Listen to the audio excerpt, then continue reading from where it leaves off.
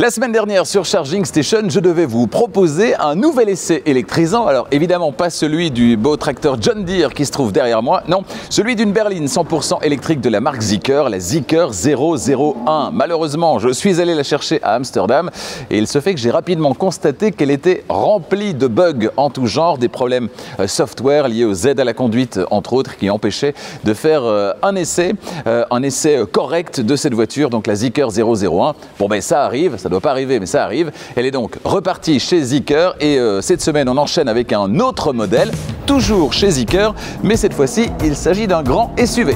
Bonjour et bienvenue sur Charging Station pour un nouveau grand essai électrisant, celui aujourd'hui du Zeekr 7X. Cet essai vous est proposé par Arval, solution de leasing pour professionnels et particuliers. Autoscout24, la plus grande plateforme en ligne de vente de voitures neuves et d'occasion en Europe. Et Luminus, des solutions de recharge qui vous suivent partout. Contrairement à la berline 001 qui est produite en Chine depuis 2021 déjà, eh bien ce Zeekr 7X, lui, il est tout nouveau. Il a été présenté le 30 août dernier au salon de Chengdu en Chine.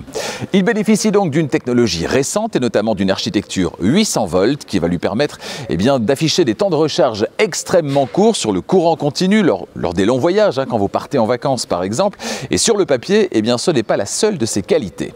Alors quelles sont les qualités mais également les défauts de ce Zeekr 7X? Pour le savoir, j'en ai pris le volant non pas pendant 2 heures ou une journée, mais bien pendant une semaine complète dans mes trajets du quotidien. Alors toutes les infos techniques ainsi que mon ressenti après une semaine à son volant, c'est dès maintenant dans cet essai.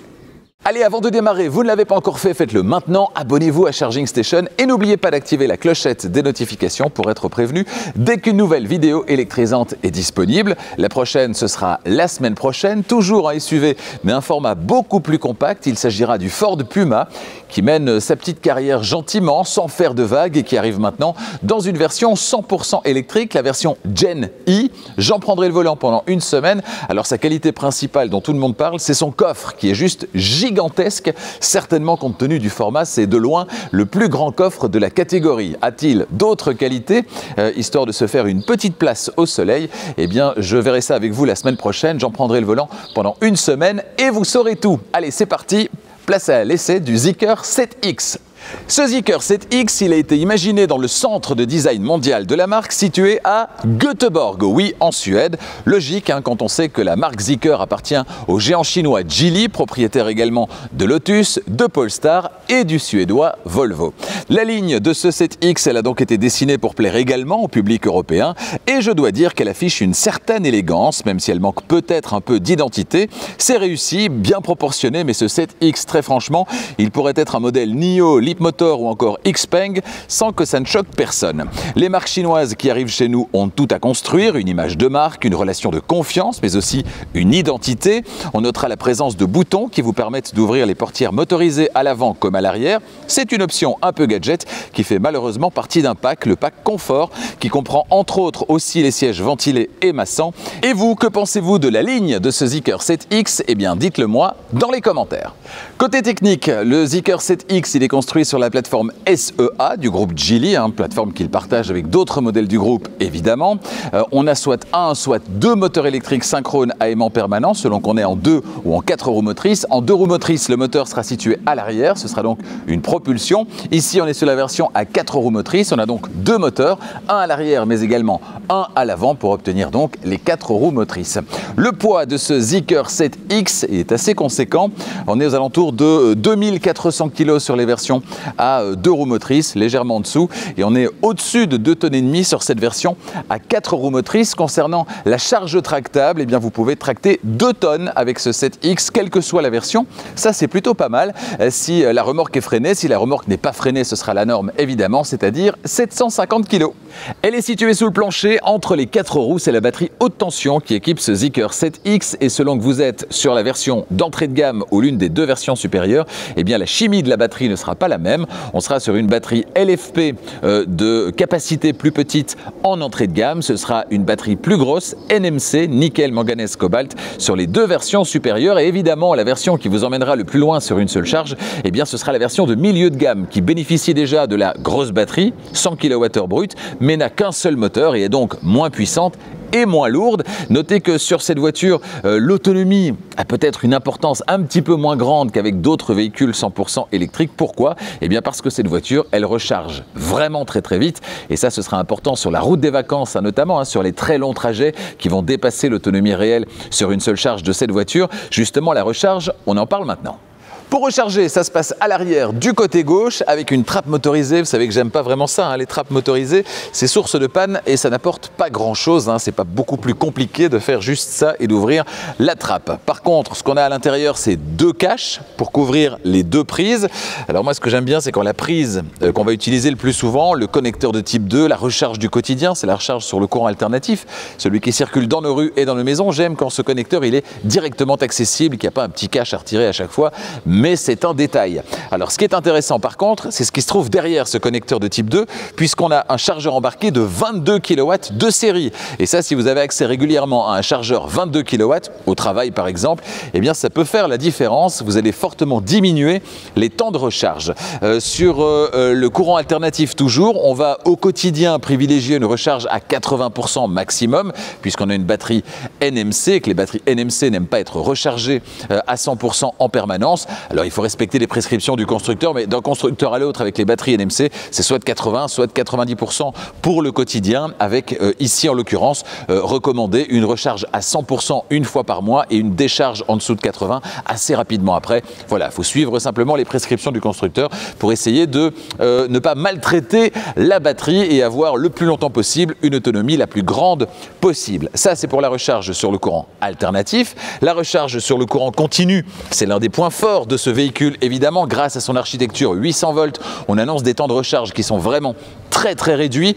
Écoutez plutôt, 13 minutes seulement pour passer de 10 à 80% de capacité de batterie avec la petite batterie LFP et seulement 16 minutes pour cette grosse batterie de 100 kWh, batterie NMC sur cette voiture d'essai. 16 minutes pour passer de 10 à 80%. Le plus compliqué, ça va être d'abord d'avaler très vite votre café quand vous ferez une petite pause, et puis aussi de trouver un chargeur actuellement qui peut délivrer la puissance maximale acceptée par cette voiture qui est de 480 kW. C'est gigantesque. Qu'est-ce que ça donne dans la vraie vie en termes de recharge? Est-ce qu'elle fait vraiment la différence sur un long trajet par exemple sur le courant continu? Eh bien regardez. Alors, bonne nouvelle en connectant la voiture, puisqu'au final, cette borne ne délivre pas 300 kW, mais bien 400 kW, vous le voyez, en tout cas tant qu'il n'y a personne à côté pour partager la puissance. Ça veut dire que là, en 2-3 minutes, on est déjà passé à 20% de capacité de batterie. On est déjà à 22, c'est vrai qu'à ces niveaux de puissance, ça va très vite pour récupérer de la batterie. Et là, le temps restant annoncé est de 11 minutes, ce qui est tout à fait dans la norme et tout à fait acceptable. Imaginez, on est à 24%. Si dans 11 minutes, on est à 80%, c'est quand même pas mal. On vient d'atteindre les 80%. 15 minutes. On est même en dessous de ce qui est annoncé par le constructeur qui annonce 16 minutes. C'est vraiment impressionnant. Toujours concernant la recharge, Luminus, partenaire de Charging Station, vous propose des solutions de recharge qui vous suivent vraiment partout. Alors à la maison, au travail, mais également sur la route. Luminus, ce sont des bornes de recharge de dernière génération qui vont vous permettre de profiter de votre nouvelle voiture électrique dans les meilleures conditions et surtout au meilleur tarif, certainement si vous rechargez à la maison. Allez faire un petit tour sur le site internet de Luminus pour découvrir l'offre proposée par Luminus. C'est luminus.be/immobilité. Dans la suite de cet essai, on s'intéresse aux places arrière. Il y a de la place à l'arrière, je peux déjà vous le dire. On verra ce que ça donne à l'avant. Le tableau de bord très cossu de ce Zeekr 7X sur la route. Bien sûr, je vous y emmène et je vous livre mes impressions après une semaine à son volant. Mais là, on va s'intéresser au volume de chargement. Alors, le volume de chargement par rapport à son cousin technique, le Smart Hashtag 5, il est un petit peu décevant puisqu'on est à près de 100 litres de moins par rapport au Smart Hashtag 5. Cela dit, ça reste quand même assez généreux, évidemment.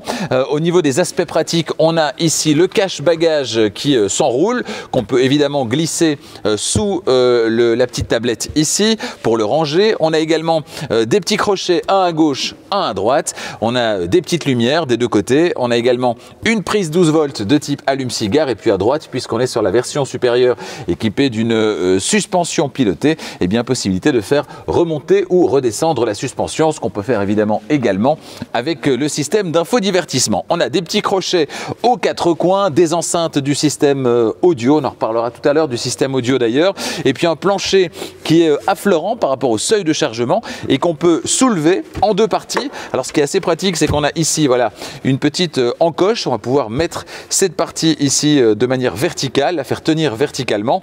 On voit qu'on a un très beau sous-coffre disponible également, et puis ici, possibilité également de retirer cette partie pour avoir plus de hauteur de chargement ou pour glisser des choses en dessous de cette partie également. Donc c'est assez pratique. Les aspects pratiques n'ont pas été oubliés sur ce Zeekr 7X, d'autant plus qu'on a également la possibilité d'avoir un frunk à l'avant, un coffre avant, frunk qui sera de capacité différente selon que vous êtes en 2 roues motrices ou en 4 roues motrices. Ici c'est 4 roues motrices, vous le voyez, la taille du frunk, elle n'est pas gigantesque mais au moins il est là. Me voici installé à l'arrière de ce Zeekr 7X, on est hyper bien installé, c'est l'un des gros avantages de ce véhicule. L'espace disponible à l'arrière, il est royal, le siège avant est réglé pour mon 1m90 et regardez, voilà, je peux m'installer vraiment très confortablement malgré mon 1m90 et vous voyez que j'ai les cuisses qui reposent sur la banquette, ce qui est rare sur les véhicules 100% électriques en raison de la présence du pack de batterie dans le plancher. On a souvent le plancher qui est très relevé, on ne peut pas généralement mettre les pieds très en avant et donc on a un peu les genoux au niveau des oreilles et donc les cuisses qui ne touchent pas la banquette. Ici rien de tout ça, je peux glisser les pieds sous le siège avant, j'ai donc un angle ici qui est particulièrement favorable et donc c'est très très confortable aussi parce que la banquette est vraiment confortable et je peux même électriquement abaisser ou relever la banquette arrière, le dossier de la banquette arrière pour éventuellement voilà une petite sieste ma foi fort sympathique. Bon, on va redresser tout ça, on n'est pas là pour faire une petite sieste. Alors de quoi profite-t-on ici à l'arrière? Du toit panoramique avec un vélum électrique, c'est très sympa. On a également à l'arrière des sièges avant des poches aumônières, c'est traditionnel. Un espace au niveau du plancher qui est parfaitement plat, quasi parfaitement plat, en tout cas ça ne gênera pas. Il y a une mini bosse mais qui ne gênera absolument pas, notamment le passager central arrière qui pourra mettre ses 2 pieds juste devant lui, qui ne devra rien chevaucher du tout. À l'arrière de la console centrale toujours on a un petit espace de rangement mais pas de prise USB. Tiens, où sont-elles ces prises USB? Eh bien figurez-vous qu'elles sont, vous l'avez peut-être vu dans la vidéo premier trajet, elles sont sous ce petit couvercle ici, au niveau de la couloir centrale, on a 2 porte-gobelets et puis on a une prise USB-A et une prise USB-C. Et vous êtes nombreuses et nombreux à m'avoir fait cette petite remarque très judicieuse d'ailleurs. Oui, mais si on est 3 à l'arrière, comment fait-on pour recharger? C'est vrai que dans ce cas-là, c'est un petit peu compliqué. Les placer traditionnellement à l'arrière de la console centrale est quand même une formule plus séduisante, ou bien comme chez les Coréens par exemple, sur les côtés des sièges avant, c'est encore plus pratique parce qu'en général, c'est positionné beaucoup plus haut. Donc ici effectivement petit bémol, si vous êtes régulièrement 3 à l'arrière et que vous devez utiliser les prises USB, ça va être un petit peu plus compliqué. Voilà. Ah oui, des espaces de rangement supplémentaires situés sous la banquette. On a 2 tiroirs disponibles, ça c'est vraiment très très pratique. Il y a un petit côté Renault Espace ou Renault Scénic dans le côté malin d'avoir des petits espaces de rangement comme ça. Alors Renault Scénic évidemment de l'époque, pas d'aujourd'hui, mais je trouve ça vraiment chouette d'avoir pensé à mettre des petits espaces de rangement qui en plus sont particulièrement cachés et donc ça c'est vraiment sympa. Bon, je pense que j'ai fait le tour. Les portières, elles sont sans encadrement, vous le voyez peut-être, portières à ouverture électrique. Alors sur cette version, on a également des pare-soleils électriques, c'est une option qui est disponible. Voilà, portière électrique, vitres sans encadrement et pare-soleil électrique. C'est vraiment la totale dans ce véhicule en termes de confort ici à l'arrière. Vous l'aurez compris, c'est validé. Bienvenue à bord de ce Zeekr 7X. Alors l'habitacle et le tableau de bord de la Zeekr X qu'on a essayé il y a quelques mois, il m'avait tapé dans l'œil, comme on dit, il m'avait séduit. C'est très cossu avec de beaux matériaux, de belles finitions et je retrouve cette atmosphère très qualitative dans le 7X, un univers dont pas mal de constructeurs européens dits premium feraient bien de s'inspirer. On a un grand écran d'infodivertissement, un écran instrument derrière le volant, un affichage tête haute qui est optionnel, ça respire la qualité et le travail bien fait. Bref, on se sent vraiment bien accueilli dans cette voiture et ça fait plaisir. Et vous, que pensez-vous de cet intérieur? Eh bien, dites-le moi dans les commentaires. Avant de s'intéresser plus précisément au système d'infodivertissement sur lequel je vais revenir dans un instant, eh bien place à la description du tableau de bord de ce Zeekr 7X. Sur la portière conducteur en partie supérieure, rien du tout si ce n'est une grille de ventilation. En partie intermédiaire, les vitres électriques, le verrouillage centralisé ainsi que le bouton d'ouverture électrique de la portière puisqu'elle est motorisée sur cette finition, c'est en option. La fermeture se fera d'ailleurs en mettant le pied sur le frein, j'y reviens. En partie basse, le vide-poche recouvert de feutrine et d'antidérapant, c'est du sérieux. Sur le tableau de bord à gauche du volant, rien à signaler. Sur le volant qui est à réglage électrique depuis l'écran central, tout comme les rétroviseurs d'ailleurs, sauf sur la version d'entrée de gamme. Sur l'entrée de gamme Core, là ce sera un réglage manuel. On va retrouver à gauche la gestion de la vitesse et de la distance quand le régulateur de vitesse adaptatif est activé, l'appel du menu caméra qui fonctionne sous 30 km/h et la commande vocale. À droite, la gestion des infos affichées à droite sur l'écran instrument, les fonctions audio, réglage du volume, plage ou station précédente et suivante, et puis un bouton personnalisable dont vous pourrez choisir l'assignation en le maintenant appuyé. Alors voilà ce que ça donne, je maintiens le bouton appuyé. Et j'ai un petit menu qui apparaît. Je vais donc pouvoir changer de source audio si je le souhaite. C'est là-dessus que c'est réglé pour l'instant. Haut-parleur pour crier à l'extérieur. Oui, ça fait partie des traductions un petit peu aléatoires du système d'infodivertissement. Stationnement automatique, l'appel du stationnement automatique, désactivation de tous les sons ou encore changer de mode d'accélération. Tout ça est traduit de manière assez aléatoire et ça m'agace vraiment très très fort. On va rester sur changer de source audio. Derrière le volant, les commodos avec à gauche les clignotants, les éclairages et les essuie-glaces à l'avant et à l'arrière puisqu'il y a bien un essuie-glace à l'arrière sur cette voiture. Il est caché en partie supérieure de la vitre arrière. À droite, le sélecteur de vitesse qui permet également d'activer ou désactiver le régulateur de vitesse et la conduite assistée respectivement avec une poussée ou deux poussées vers le bas. L'écran instrument ensuite, très Porsche dans sa forme arrondie en partie supérieure d'une diagonale de 13 pouces avec donc la possibilité de personnaliser l'affichage sur la partie de droite. Alors comment faire? Tout simplement en poussant sur le petit bouton ici. Là on est sur l'affichage de la radio par exemple. Ici on a les données de conduite. Trajet 1, trajet 2 et puis la climatisation également ainsi que la possibilité de vérifier la pression des pneus et même la température des pneus. Voilà, et quand vous êtes sur d'ailleurs la climatisation, vous avez possibilité d'augmenter la température simplement via la petite roulette. Donc ça c'est assez pratique sans devoir quitter le volant des mains. Ça c'est vraiment bien et possibilité également d'augmenter ou de diminuer la puissance de la soufflerie. On va revenir sur le média en cours de lecture. L'affichage tête haute ensuite, très complet, très grand, 36,2 pouces avec les infos de base, vitesse instantanée, vitesse maximale autorisée, mais également les infos liées à la navigation et puis aussi un visuel de la voiture et de son environnement. Au centre de la console centrale, l'écran d'infodivertissement d'une diagonale de 16 pouces, on y revient dans la suite. Plus bas, une ligne de boutons physiques comprenant la sélection du mode de conduite, standard, confort ou sport, la commande d'ouverture-fermeture du haillon, la commande rotative de volume avec les fonctions play et pause, une autre touche personnalisable dont vous pouvez, comme sur le volant, choisir ce qu'elle doit accueillir comme fonction, en la maintenant enfoncée. Et puis enfin l'ouverture de la boîte à gants, 2 emplacements de recharge par induction ensuite, des emplacements qui sont ventilés pour éviter la surchauffe du smartphone et donc mieux réguler la recharge. Sous un petit volet roulant, les porte-gobelets que vous allez pouvoir replier pour avoir un espace de rangement plus pratique en l'absence de boissons. Sous l'accoudoir central, enfin, un accoudoir bien large qui s'ouvre latéralement dans les deux sens, un petit rangement pour la monnaie ou le jeton du caddie du supermarché pratique et puis un grand espace de rangement lui aussi très bien fini et disposant d'un fond antidérapant. Les connexions USB, me direz-vous, où sont-elles? Eh bien elles sont plus bas dans la console centrale. Il y a 2 prises USB-C et une nouvelle fois un petit tapis antidérapant, c'est très bien fini. Face aux passagers enfin, la boîte à gants, pas forcément très grande mais très large. Une chemise en plastique contenant des feuilles A4 rentre sans problème. Petite démo du menu caméra, on va passer pour ça la marche arrière. Alors vous le voyez, on a une très belle vue à 360 degrés qui est vraiment super pratique. À droite, on a la vue arrière. On peut bien évidemment décider d'avoir une vue d'un côté, de l'autre ou la vue avant.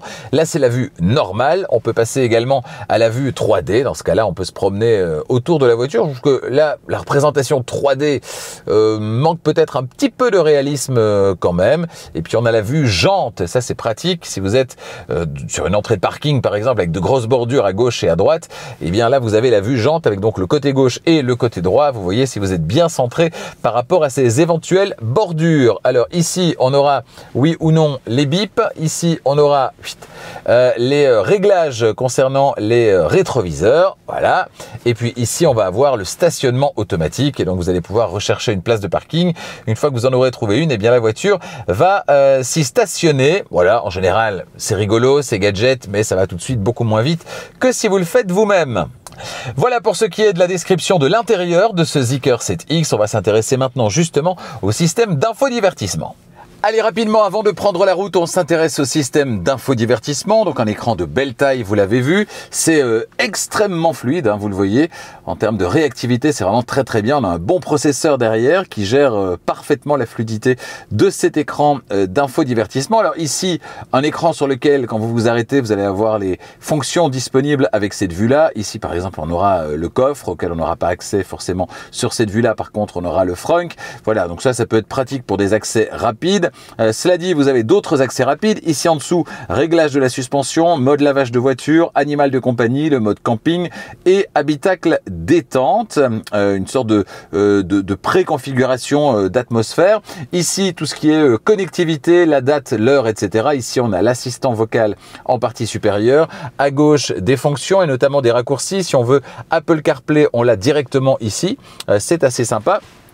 Je vais appuyer ici à gauche en dessous pour obtenir cet écran. Alors ça, c'est l'écran par défaut en mode voiture, donc en mode fonction. On peut avoir également, eh bien si j'appuie ici, l'écran par défaut en mode carte avec des widgets qui se trouvent ici à gauche. Widgets radio, les favoris, également les trajets, la consommation du véhicule, la météo, etc. Ici, la carte de navigation, j'y reviens dans un instant. Et puis alors ici à gauche, on a le menu voiture. Voilà, celui dont on parlait il y a un instant, je reviens.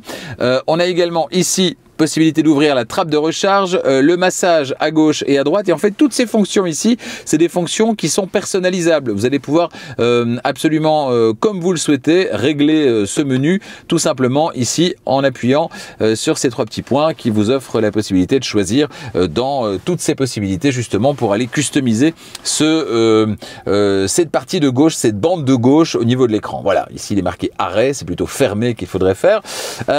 Ici, on peut décider de ramener le menu vers la gauche pour agrandir la carte. Ensuite, en partie inférieure, le menu voiture à proprement parler avec tous les menus, tous les détails que vous allez pouvoir régler dans cette voiture. C'est assez impressionnant en termes de réglage. Franchement, c'est exactement comme chez Tesla, hein. Ils se sont clairement inspirés des menus Tesla, des menus qui sont très visuels, très bien organisés. Donc franchement, ça le fait. Ici, l'appel du menu caméra 360. Ici, tout ce qui est dégivrage, ventilation, l'appel de la climatisation, réglage de la température, etc. mais qu'on peut faire aussi via le volant, vous l'avez vu. Alors ensuite, vous avez ici la partie radio, directement accessible. Et puis ici, vous avez le centre d'application avec toutes les applications disponibles et celles qui ont été récemment utilisées qui sont à gauche. Et puis ici, le menu son avec Zeekr Sound Pro, dont je reparlerai évidemment sur la route. Voilà, on va revenir ici. Alors, simulation de trajet vers Marseille.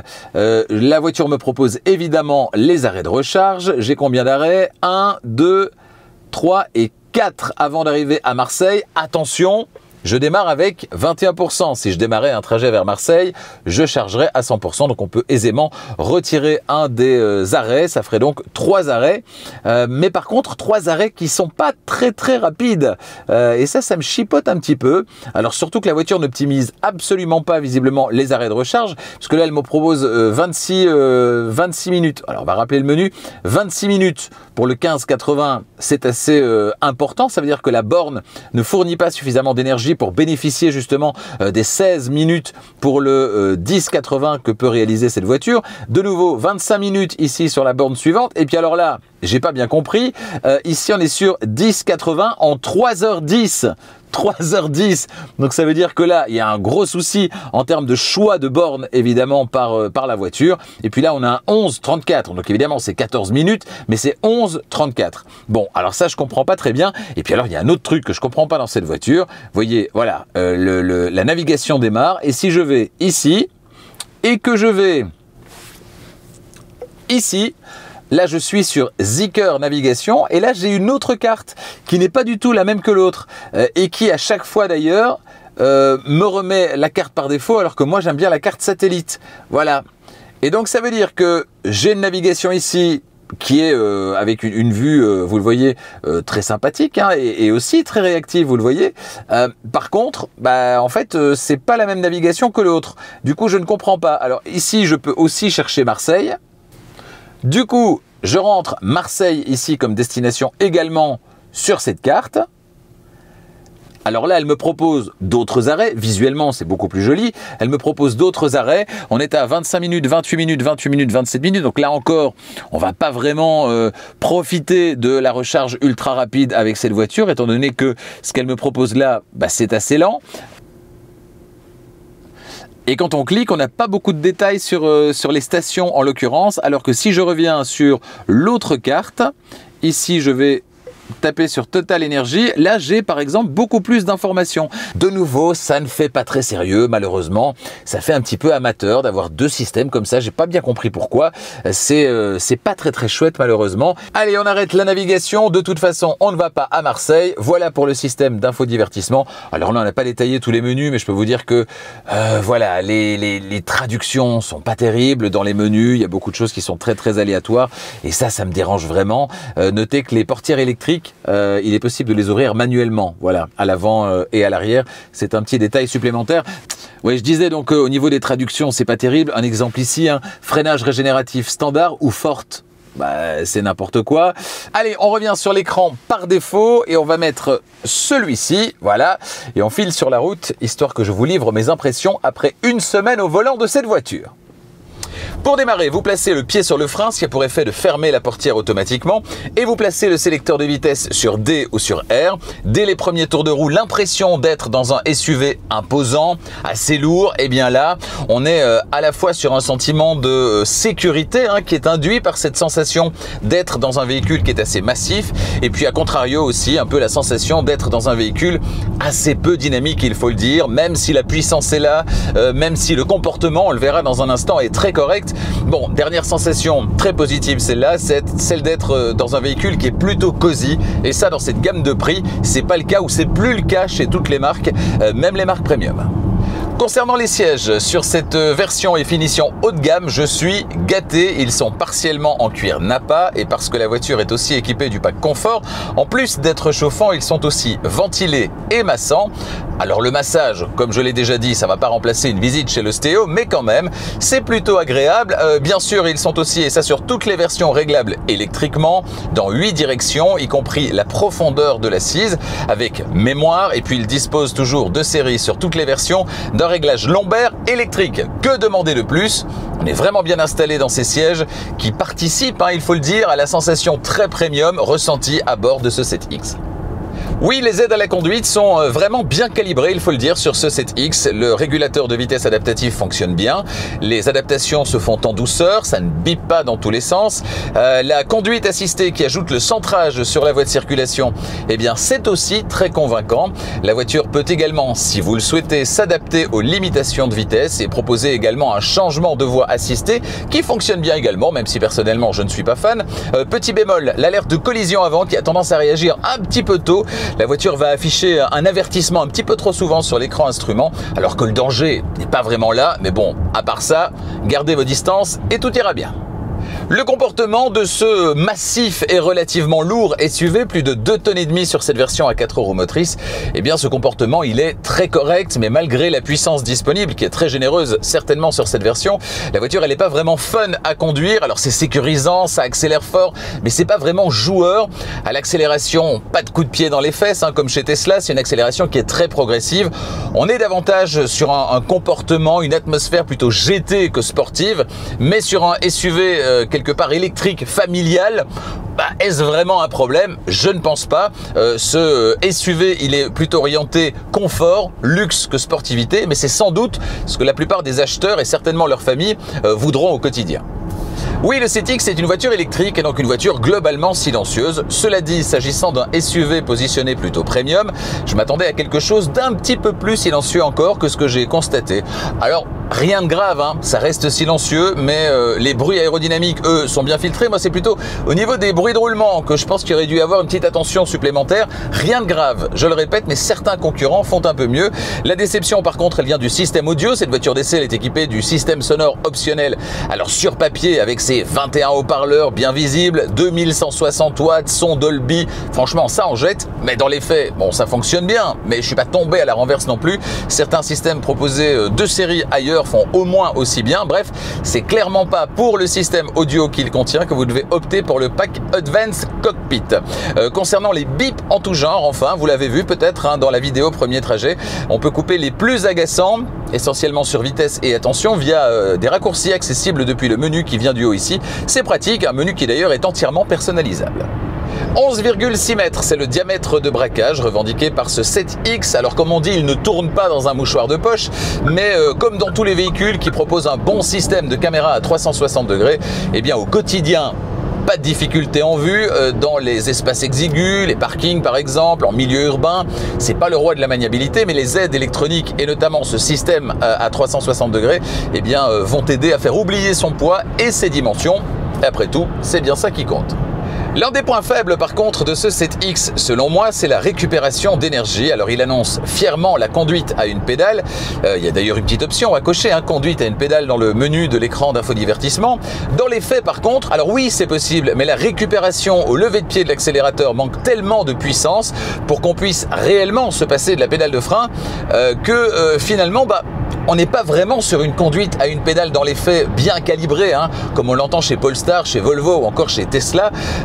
C'est dommage, à quoi bon aller jusqu'à l'arrêt complet et annoncer fièrement une conduite à une pédale quand, dans la vraie vie de tous les jours, ça manque un petit peu de mordant et donc c'est souvent impossible de se passer de la pédale de frein. Alors concernant la pédale de frein, par contre, bonne nouvelle, hein, le freinage il est mordant, ça freine bien. On est même surpris au début de ce mordant auquel pas mal de véhicules électriques n'ont pas droit en raison d'un calibrage qui est sans doute bien pour la récupération d'énergie hein, en début de course, mais qui rend la pédale parfois un petit peu inconsistante, un petit peu molle, pas vraiment intuitive ou agréable à utiliser. Ici c'est pas le cas, ça freine. Ce 7X, il est équipé de phares LED adaptatifs avec allumage automatique évidemment et aussi l'avantage des phares matriciels adaptatifs. Les phares adaptatifs, c'est la possibilité d'avoir en permanence le meilleur éclairage possible quand la luminosité est insuffisante en éteignant simplement une partie du faisceau lumineux quand c'est nécessaire pour ne pas éblouir ceux que vous suivez ou ceux que vous croisez, le restant étant toujours très bien éclairé. Voilà ce que ça donne à l'intérieur également dans l'obscurité avec un éclairage intérieur très travaillé. On est loin du bête bandeau LED basique qu'on peut retrouver dans un Volkswagen ID4 par exemple. Ici c'est très joli, très premium, ça participe à l'ambiance cossue de cet intérieur qui est vraiment bien réalisé. L'autonomie théorique jusqu'à 543 km en cycle mixte, norme WLTP sur cette version à 4 roues motrices du 7X. J'ai opté la plupart du temps pour une conduite tranquille tout en conduisant de temps à autre de manière plus dynamique hein, comme à chaque fois. Et cette semaine il a fait entre 9 et 20 degrés au thermomètre. Sur l'ensemble du test, j'ai parcouru au total un petit peu plus de 800 km avec au moins 2 trajets par jour de 50 km. Mes trajets domicile-travail du quotidien avec à chaque fois une remise à température du véhicule qui dort dehors chez moi et dans un garage fermé sur mon lieu de travail, des trajets domicile-travail, je vous le rappelle, qui sont majoritairement autoroutiers, hein, ce qui me concerne. En tenant compte de tous ces paramètres, je suis arrivé à une moyenne de 21 kWh au 100. Alors c'est assez élevé, mais on le rappelle, le 7X, il est lourd et grâce à sa grosse batterie, on va quand même pouvoir parcourir dans mes conditions, essentiellement donc trajet autoroutier, plus de 400 km sur une seule charge. Donc ça reste très confortable, même si une consommation plus mesurée aurait permis encore davantage de kilomètres sur une seule charge. On va donc se consoler avec la recharge rapide. Me voici de retour à l'extérieur pour vous parler du prix de ce Zeekr 7X. Alors pas en Belgique, en France et en Suisse puisque la marque n'y est pas encore présente. En Belgique, ça devrait être pour cet été ou la rentrée si tout va bien. On va donc parler du prix aux Pays-Bas, là où je suis allé chercher cet exemplaire d'essai. Les options dont cette voiture d'essai est équipée, la peinture métallisée qui coûte 1 300 €. 4 couleurs sont disponibles, le blanc, le gris, le noir et le vert. Et c'est le blanc qui est la couleur sans supplément. Cet exemplaire que vous avez sous les yeux est en gris. Les packs Advanced Cockpit et Confort avec dans le premier l'affichage tête haute, le système sonore à 21 haut-parleurs, les enceintes dans l'appui-tête du conducteur et le système de qualité de l'air. Et puis dans le deuxième, les portières motorisées, les sièges avant ventilés et massants, le réglage lombaire électrique pour le siège passager et les pare-soleils électriques à l'arrière. Coût de ces deux packs, 1 400 et 1 900 €. Prix total de cette voiture d'essai aux Pays-Bas, 67 590 €, 67 590 €. Alors surfez sur le site internet de Zeekr, alors non pas qui correspond à votre pays, mais pour l'instant celui des Pays-Bas par exemple, histoire de configurer votre 7X idéal et avoir une idée du prix. Toujours concernant le prix, Arval, partenaire de Charging Station, vous propose des solutions de location longue durée, de leasing pour les entreprises et pour les particuliers avec pas mal d'avantages dans les deux cas. Alors pour les entreprises, c'est le leasing opérationnel avec une seule mensualité, la même du premier au dernier mois et puis tout qui est inclus et donc c'est une facilité de gestion au quotidien. Bien sûr, pour les entreprises, il y a également la déductibilité. Pour les particuliers, pas de déductibilité mais la même facilité de gestion au quotidien. Et puis pour les entreprises et les particuliers, un autre avantage, c'est qu'à la fin du contrat, vous vous fichez complètement de savoir combien vaut votre voiture.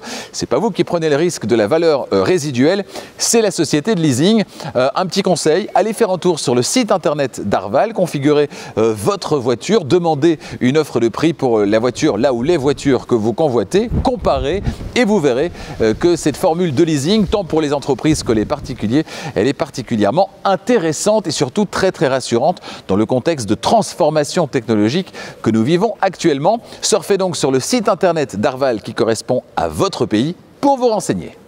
Votre prochaine voiture, vous la voulez tout de suite ou peut-être en avez-vous besoin tout de suite pour des raisons professionnelles par exemple? Et bien dans ce cas-là, surfez sur le site internet d'Autoscout24. C'est la plus grande plateforme de vente de voitures en ligne en Europe et sur Autoscout24, actuellement plus de 100 000 voitures vous attendent. Alors des voitures d'occasion, des véhicules récents, des véhicules neufs également et puis de plus en plus de véhicules 100% électriques. Il y a d'ailleurs de très bonnes affaires à faire sur les véhicules 100% électriques actuellement sur Autoscout24. Sur Autoscout24, bien sûr, vous pouvez chercher votre nouveau véhicule, mais également faire reprendre votre véhicule actuel en rentrant tout simplement ses caractéristiques dans le petit formulaire et vous recevez une offre de reprise en retour. Sur Autoscout24, eh bien, également, vous avez la possibilité de consulter une partie qui est entièrement dédiée à la mobilité électrique. Vous avez accès par exemple à un calculateur d'autonomie ou encore à un calculateur de temps de recharge, voilà qui devrait donc vous informer et vous rassurer. Et puis Autoscout24, c'est également au creux de la main dans votre smartphone. L'application Autoscout24, que ce soit sur les smartphones Android ou sur les smartphones Apple via le Play Store ou l'App Store, eh bien c'est totalement gratuit. Vous téléchargez l'application et vous avez au creux de la main, dans votre poche, eh bien la puissance de recherche du moteur de recherche d'Autoscout24, histoire de dénicher votre prochaine voiture aussi facilement que via le site internet. Rendez-vous donc sur autoscout24.be pour la Belgique, autoscout24.fr pour la France.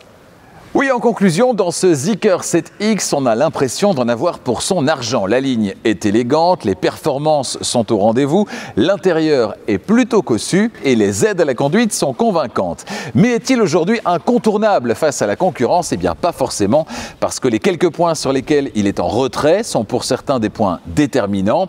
Citons par exemple la consommation assez élevée en raison du poids élevé du 7X, la conduite à une pédale dont le réglage n'est pas optimal, le système d'infodivertissement dont les traductions vers le français sont, disons, aléatoires. Voilà qui est dommage sur un véhicule facturé plus de 67 000 € pour ce qui est de cet exemplaire d'essai. À ce niveau de prix, on attend de l'irréprochable et donc chaque coup de canif dans les attentes qu'on peut avoir fait mal.